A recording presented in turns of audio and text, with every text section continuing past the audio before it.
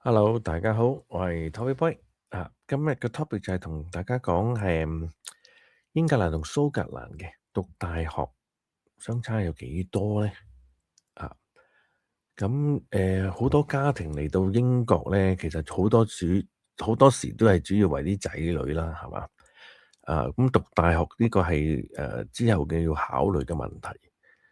咁英格蘭同蘇格蘭嘅大學其實真真正正會有幾多差距啊？有啲譬如大學嘅學費啊、讀書嘅年期啊、入學嘅制度啊，或者讀完書之後做嘢嘅機會係點樣咧？咁樣咁如果你有小朋友或者將來打算喺英國長期生活嘅，呢條片咧，其實可能會幫到你好多。如果你想了解清楚多啲嘅，記得睇晒成條片，OK？我係 Toffee Boy，啊，我都係一個喺英國生活咗好多年嘅香港人。英格蘭啦、蘇格蘭我都生活過，所以今日同大家分享嘅其實係自己見過嘅或者了解過嘅情況。希望可以幫到大家一啲實際啲嘅角度了解英國嘅生活啦。OK，咁我哋開始第一 part 啦。英國嘅大學制度，其實喺英國大學制度咧，同香港有少少唔同嘅。英國嘅大學咧，主要分開由幾個地方啦，英格蘭啦、蘇格蘭、威爾斯同埋北愛。視乎翻你自己住邊一區域啦，咁樣去睇睇啦嚇。英格蘭同蘇格蘭，好多香港人咧嚟英國生活啦，其實考慮到會啲小朋友讀邊間大學啊，或者去讀邊一科啊，咁樣係嘛？講到讀大學，要俾錢啦，係嘛？英格蘭大學咧，即係英國下邊嘅大學咧。如果我冇記錯嘅話咧，大概一年就大概9000幾鎊啦。呢個係本地生嘅學費啊，本地生嘅學費未係計留學生。當然啦，仲有好多濕濕碎嘅錢啦，去住多嘛，或者去住其他嘢啊，或者出去租屋住啊，咁又唔同啦，係嘛？但係蘇格蘭咧有一個比較特別嘅制度。如果你有聽開我嘅 channel 嘅話，我有一輯係講英國嘅歷史嘅時候，你都會了解到點解有啲唔同。其實就係喺蘇格蘭讀書讀大學係免費嘅。當然啦，according 你係本地生，或者如果你攞咗嗰個長期居留或者入咗籍嘅話，會視翻佢會唔會睇下你住咗幾多年啊？或者你喺邊度嚟啊？咁樣大多數我諗相信都比較容易嘅喺蘇格蘭裏邊。所以如果家庭長期喺蘇格蘭生活啦，小朋友讀大學嘅，基本上嘅壓力係細好多噶啦。你慳翻差唔多10萬港紙喎，係咪10萬多啲喎？當然呢個亦都要睇住你自己居住嘅資格啊，同埋政策啦。當然啦，你一個小朋友9000幾，兩個就double上啊，所以都幾襟計嘅，係嘛？第三部分就同大家講下讀書年期喎。如果英格蘭大多數嘅都係3年讀大學讀3年。但係蘇格蘭咧，average 都要4年嘅。除非好 outstanding 你去點樣跳咁樣啦。一般嚟講都係4年。因為蘇格蘭嘅教育制度咧就比較接近，會唔會講話接近美國式啊？第一年其實咧就會比較多基礎嘅項目嘅。到後尾嗰幾年咧先至開始慢慢專業化，即係讀啲專業啲嘅嘢啦至於你話蘇格蘭啲大學得唔得㗎？出唔出名㗎？個排名得唔得㗎？咁樣我已經話俾你聽，其實蘇格蘭咧有幾間大學都非常出名嘅。愛丁堡啦、Glasgow 啦，同埋一間叫 St Andrews 即係 University of Edinburgh。尤其是愛丁堡佢嘅排名都幾高㗎我 University of Edinburgh 都幾高。愛丁堡有幾間大學，好似有2間大學。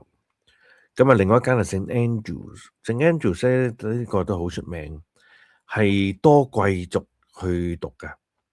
咁尤其是最出名嘅，梗係我哋嗰個王子啦，係嘛 Prince William 啦，都喺嗰度讀書嘅，所以呢間大學嘅質素唔錯㗎。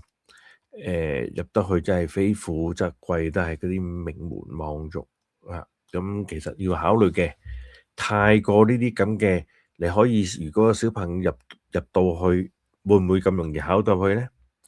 咁入到去都會好嘅，你識咁多呢啲咁嘅朋友都唔錯咁但係調翻轉講，除咗識朋友之外，會唔會覺得同佢哋會格格不入呢？呢個亦都要考慮一個地方嚟嘅咁所以就係蘇格蘭係咯。咁另一部分就係香港學生嘅點樣選擇呢？其實好多香港學生以前嚟到英國讀書咧，尤其是讀醫科嘅。咁我記得我喺香港咧睇過眼科啦，睇過好多西醫啦。喺佢你知就係如果大家仲有嗰個記憶猶新嘅話，就係入到去嘅診所，咁通常都掛咗一啲鏡，跟住寫住嗰啲咩手術咩聖手咁之類嘅嘢，跟住又會講下自己邊度大學出嚟。